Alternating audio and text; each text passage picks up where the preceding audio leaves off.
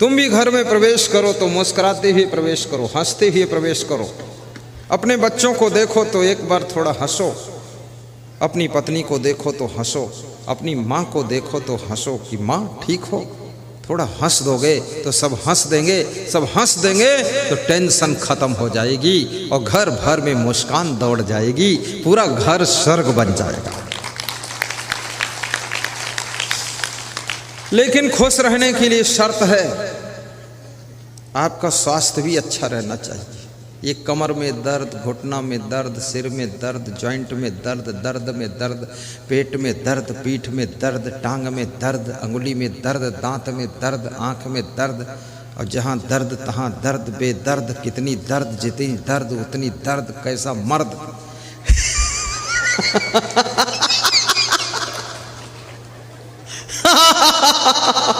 इतनी दर्द। मैं लखनऊ में सत्संग करने गया तो वहाँ एक महंत भजन गा रहा था कि गुरुजी पिलाई दे ज्ञान की बूटी, दर्द मोरे नस नस में। तो मैंने कहा दर्द नस नस में है, मुंह में पिलाऊंगा तो नस वाली दर्द कैसे जाएगी। गा रहा था। वास्तव में हर व्यक्ति की जिंदगी में दर्द है। कभी परिवार की ओर से दर्द दुख रहता है, कभी समाज की ओर से दर्द दुख, कभी स्वास्थ्य की ओर से दर्द दुख, और कभी रिश्तेदारों की ओर से दर्द और दुख रहता है, और कभी आपकी गलत डिसीजन के कारण जिंदगी में दर्द दुख पैदा होता है, और कभी याद रखना बेईमान लफंगों के कारण दर्द दुख पैदा होता है, और कभी कभी आपकी भूल के कारण दर्द दुख जिंदगी में पैदा होता है। अगर दर्द से बचना है, दुख से बचना है, पीड़ा से बचना है तो चलना संभल संभल के, माया नगर यही है। चलना संभल संभल के, माया नगर यही है। माया नगर यही है, माया नगर यही है। चलना संभल संभल के, चलना संभल संभल के, माया नगर यही है। चलना संभल संभल के। माया नगर में हो तुम, माया नगर यही। इस माया नगर में बीड़ी, सिगरेट, गांजा, चरस, तंबाकू, गुटखा, पुड़िया, भांग, अफीम, ताड़ी, दारू, मांस, मछली, अंडा, नशा, शराब, कुत्ते का मांस, बिल्ली का मांस, सांप का मांस, सारा मांस मिलता, चमगोदड़ का मांस। अब इस माया नगर में सारी दुकानें खुली हुई हैं और सब दुकान अपनी ओर आकर्षित कर रही है। यहाँ पर भोग विलास, नाना प्रकार के व्यभिचार, बलात्कार, सब कुकर्म होते हैं। लेकिन माया नगर में जब तुम निकलो तो याद रखना, हाथ में विवेक की टार्च हो, सत्संग का प्रभाव हो और भक्ति का भाव अंदर भरा हो तो इस माया नगर में फिसलने से बच जाओगे। फिर दारू की दुकान पर नहीं जाओगे, फिर आप सत्संग की दुकान पर पहुंचोगे। दो आदमियों ने जय बोला है, दूसरे दिन जय मिली है। कल तो ऐसे ही चला गया, आज भी दो आदमी बोले हैं। तो एक तो जोर से बोला, दूसरा बोलता हो।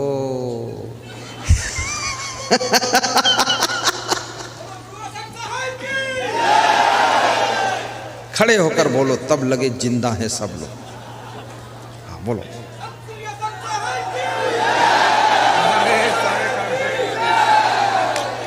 हाथ उठाकर बोलो,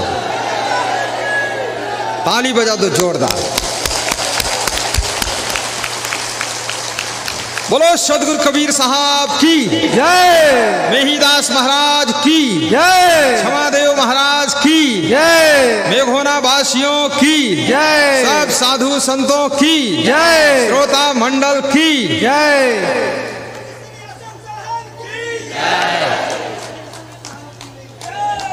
एक सेकंड में बैठ जाओ फट से। अब लगा वास्तव में बिहार है ये। बिहार में जो बहार है किसी और प्रदेश में नहीं है। ये बहार के कारण ही इसका नाम बिहार पड़ा है।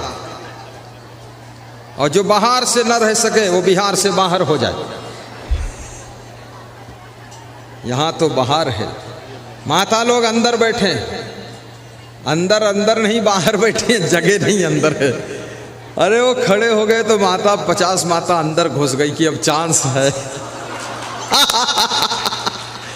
वहीं बैठो जहां बैठी थी।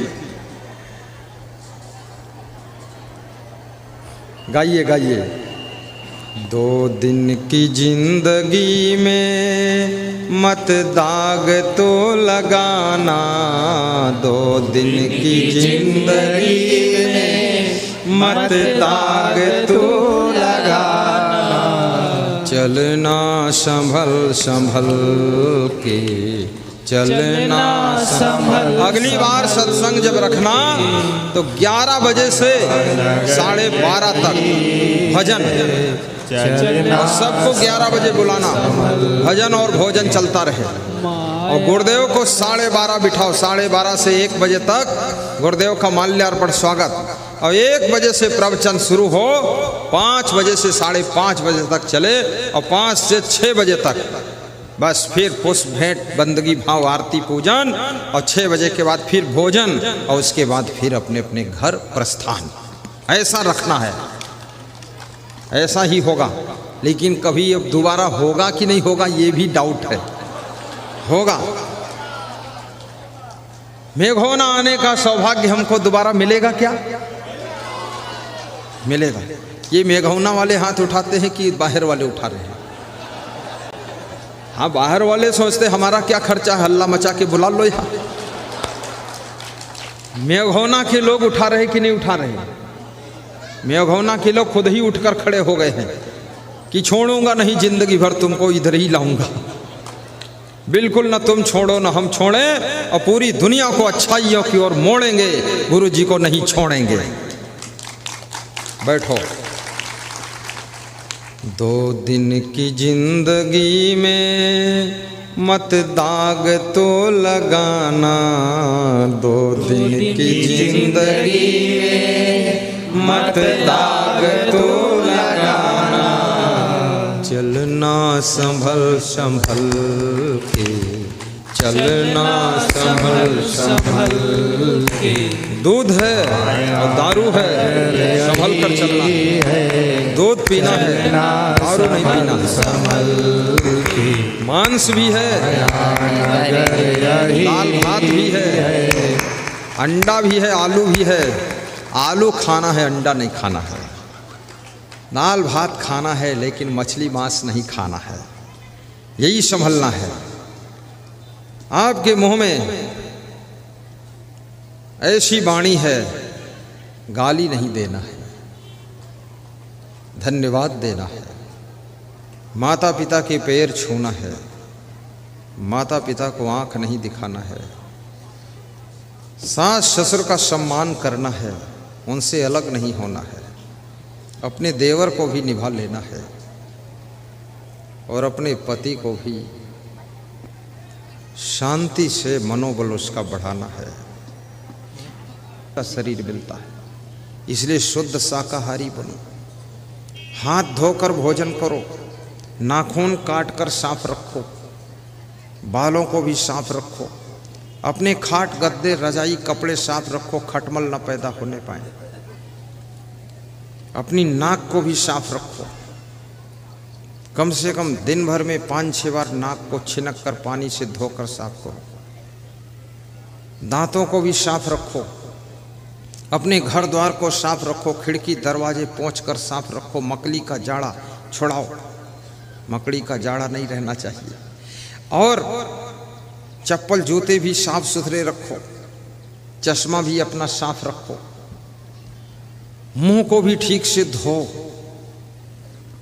और सुंदर बनना चाहते हो तो प्रसन्न रहो। प्रसन्नता तुमको सर्व सुंदर बना देती है, क्रोध तुमको बदसूरत बना देता है। अधिक खाने से तुम्हारी शकल बदसूरत हो जाती है, कम खाने से, अच्छी तरह पचाने से आपकी शक्ल बहुत सुंदर हो जाती है। चबा चबा कर खाने से बुद्धि कुशाग्र होती है। गहरी नींद सोने से स्मरण शक्ति बढ़ती है। कम सोने से सिर दर्द भारी, दिमाग भारी हो जाता है। और सबसे प्रेम करने से बहुत सुख की प्राप्ति होती है। सामान को केयर करने से, सामान को संभालने से असमंजस कम पड़ते हैं। गम खाने से स्वर्ग का सुख मिलता है।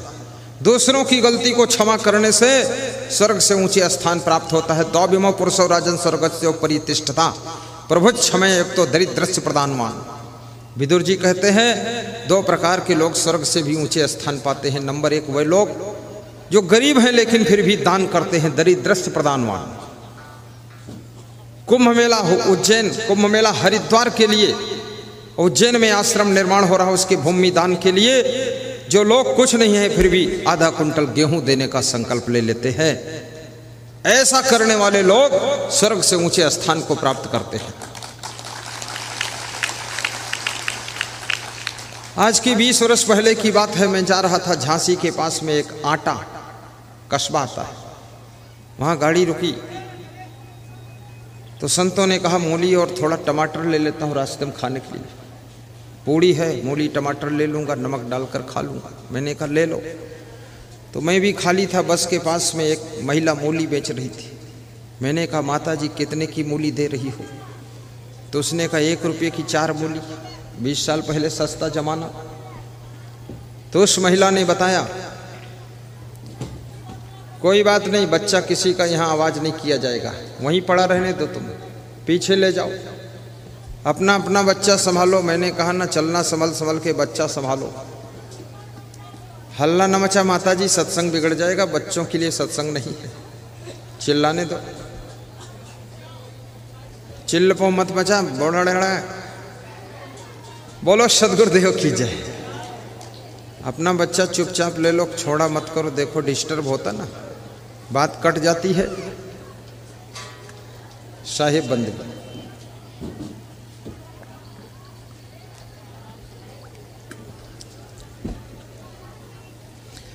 तो उस बूढ़ी महिला से मैंने कहा मूली माता जी कितने में दे रही हो? 1 रुपये की 4। तो मैंने कहा दे दो 20 मूली माता जी। तो उसको मैंने 20 मूली के 5 रुपये देना था, लेकिन हमने कहा इसको 10 दे दो, गरीब है महिला। तो जब उसको 10 दिया तो उसने क्या कहा, मैं साधु से नहीं लेती हूँ और तुम्हारा सब कुछ ठीक लगता है, लेकिन तुमने कहीं अपना घर बनाया है? हमने कहा घर नहीं बनाया माता जी। तो उसने 2 रुपया निकाल कर हमको दिया कि जाओ घर बना लेना, इधर उधर मत घूमा करो।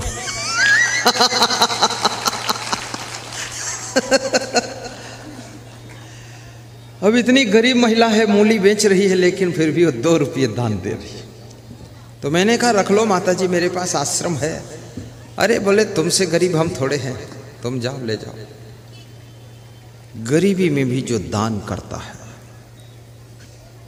बलवान होते हुए मजबूत होते हुए भी जो कमज़ोर से कमज़ोर गलती करने वाले को क्षमा कर देता है, माफ़ करता है, उसे स्वर्ग से ऊंचे स्थान मिलता है।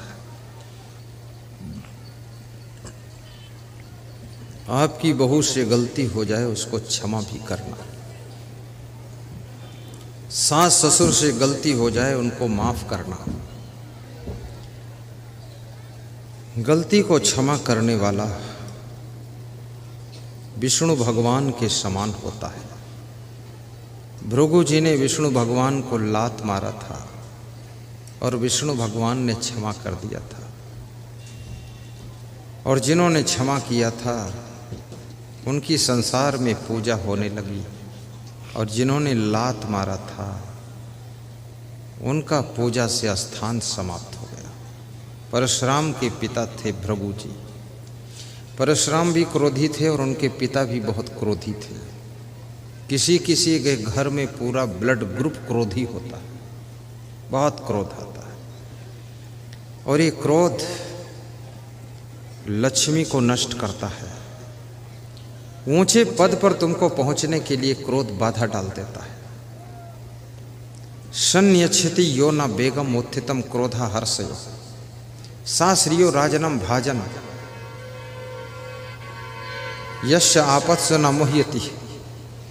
विदुर जी कहते हैं जो अपने क्रोध को काबू कर लेता है, अपनी खुशियों को भी पचा लेता है, वह व्यक्ति राज्य और लक्ष्मी का अधिकारी बनता है और उसकी आपत्तियां कम होने लग जाती हैं। इसलिए कभी क्रोध आए, क्रोध में राजनीतिक पार्टी मत बदलना, क्रोध में आकर के अपने माँ बाप को मत छोड़ देना, क्रोध में आकर के अपने सास ससुर से भी दूर मत होना। थोड़ा थोड़ा मिलते जुलते रहना, लेकिन इतने मजबूत बनो कि सबको मदद करने लायक बनो, लेकिन किसी की तरफ मदद की आशा मत रखो। याद रखना, सूरज सबको रोशनी देता है, लेकिन किसी से रोशनी पाने की आशा नहीं रखता है। इसलिए सूर्य को भगवान कहा जाता है, जो सबको देना जानता है और लेने की आशा रखता है। नदियों को माँ कहा गया है, क्योंकि नदियाँ हमेशा जल देती रहती हैं। वृक्ष कबहु नहीं फल भखे, नदी न संचय नीर, परमारथ के कारणे साधुन धरा शरीर।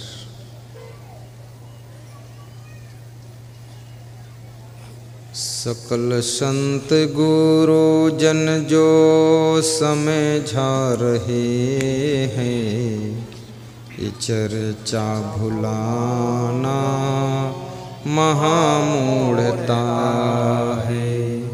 सकल संत गुरु जन जो समझा रहे हैं, चर्चा भुलाना महामूढ़ता है।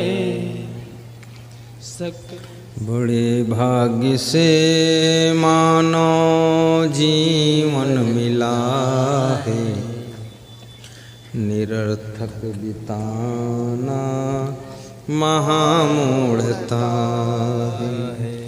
बड़े भाग्य से मानो जीवन मिला है, निरर्थक बिताना महामूढ़ता है।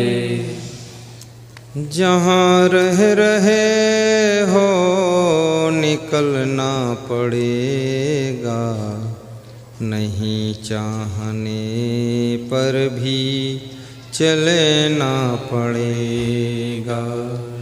जहाँ रह रहे हो निकलना पड़ेगा, नहीं चाहने पर भी चलना पड़ेगा।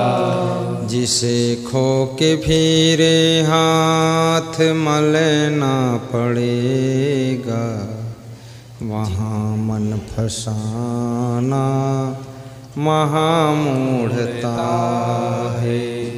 वहाँ मन फसाना महामूढ़ता है।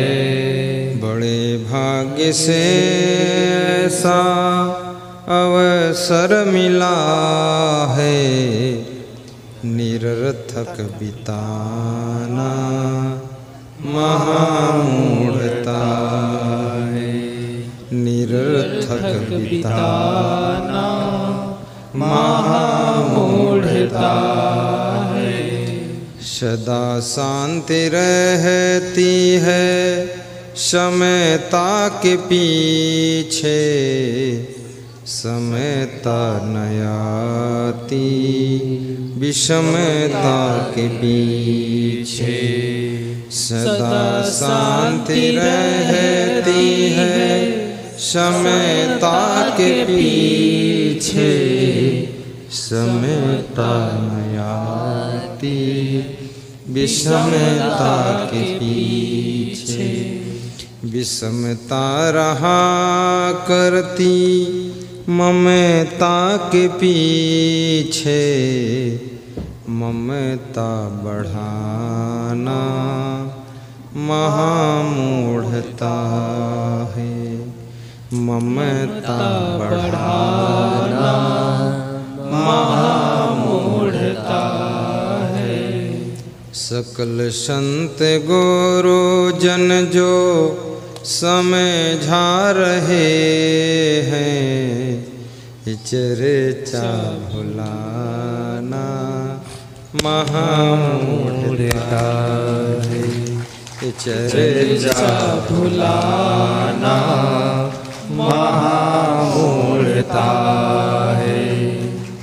चर्चा भुलाना महामूढ़ता है। कैसे धन्य होगा गृहस्थाश्रम।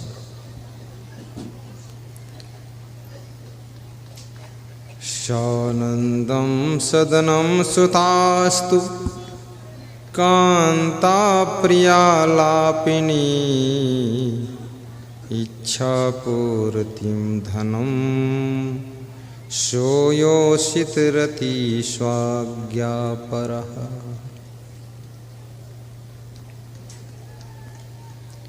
वह गृहस्थाश्रम धन्य है जिस घर में सदैव आनंद रहता है।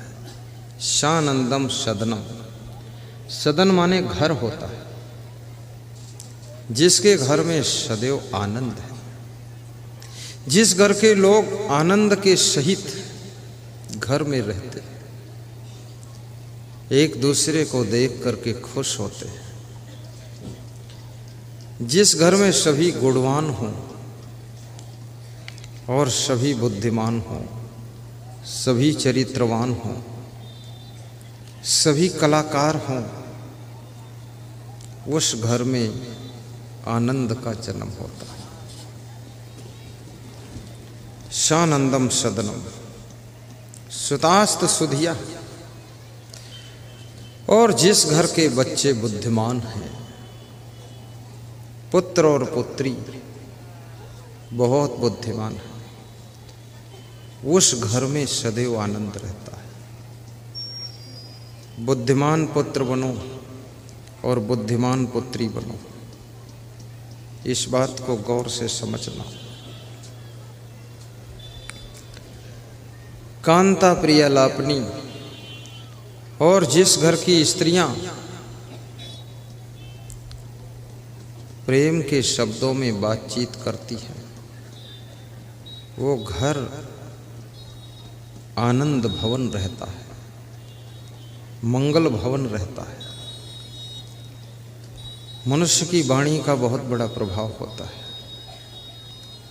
वो नारी नारायणी है जो हमेशा प्रेम से बोलती है, प्रेम से भोजन बनाती है, प्रेम से परोसती है, प्रेम से झाड़ू लगाती है, सबको खिलाकर प्रेम से खाती है और सुबह से लेकर शाम तक खुश रहती है।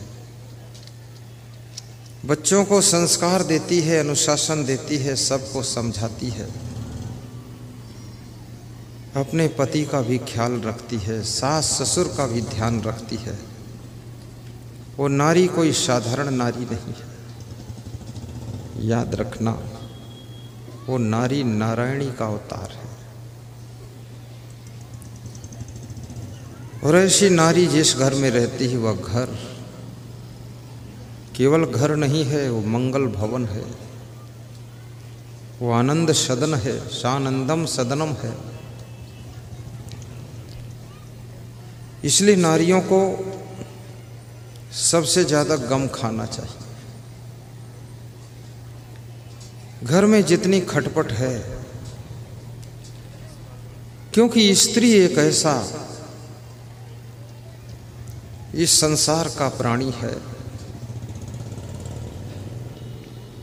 जिसके पास में बहुत करुणा होती है, बहुत ममता होती है। अपनी मधुर ममता से पूरे परिवार को खुश कीजिए, अपनी करुणा से परिवार के बच्चे बूढ़े जवान सबको प्रसन्नता प्रदान कीजिए। अपने मीठे मीठे कार्यों से पूरे घर को आनंद से भर दीजिए। पति कितनी उलझन में हो, अगर उसके घर की नारियां सुलझी हुई हैं तो पति की उलझन भी कम हो जाती है। और नम्रता से सबको सुलझाया जा सकता है। आपने देखा होगा, आपके द्वार पर पला हुआ कुत्ता, आपके द्वार पर बंधा हुआ बछड़ा, बछिया, पड़वा, पड़िया, ये जो भी होते हैं, ये बछड़ा क्या करता है? जब उसके पास तुम जाते हो, थोड़ा पूंछ हिलाता है, एक कान हिलाता है और अपना मुंह, अपनी गर्दन लाकर तुम्हारे पैरों के पास में सटा कर खड़ा हो जाता है। तुम उसकी प्रेम भरी नम्रता को देख करके द्रवित हो जाते हो।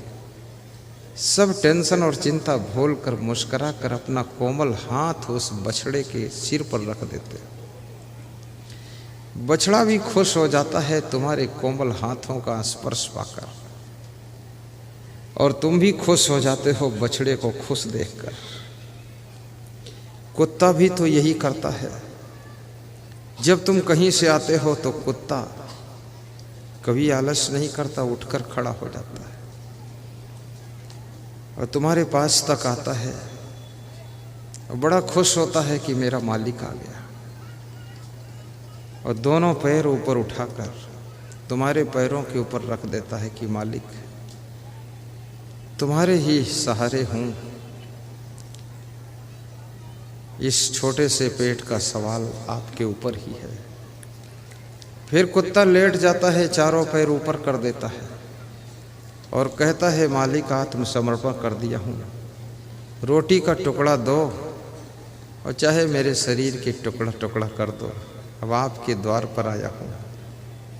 तुम खुश हो जाते हो, तुम्हारे पैर चूम लेता है, आगे से भी पैर चूमता, पीछे चूमता, खूब पूंछ हिलाता है और खुश होकर मिलता है, तुम्हारे दिल को जीत लेता है।